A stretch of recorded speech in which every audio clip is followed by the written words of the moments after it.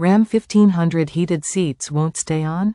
Here's the easy fix. A RAM 1500 heated seat that won't stay on likely has a problem with the switch, a broken heating element, or a faulty fuse or wiring connection.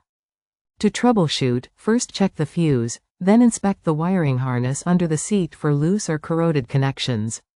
If those are okay, the issue could be a faulty switch or a damaged heating element within the seat, which can be diagnosed with a multimeter. Check the fuses. Look for the fuse box and inspect the heated seat fuses. It's best to test the fuse with a multimeter, as blown fuses can be difficult to identify by sight alone. Inspect the wiring. Check the wiring harness underneath the seat for any loose, damaged, or corroded connectors. Test the switch.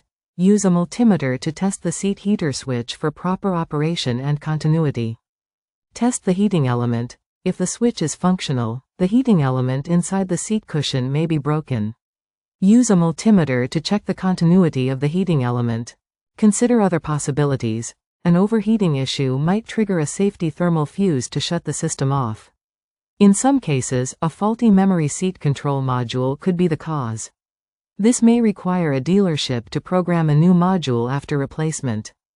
Reset the system.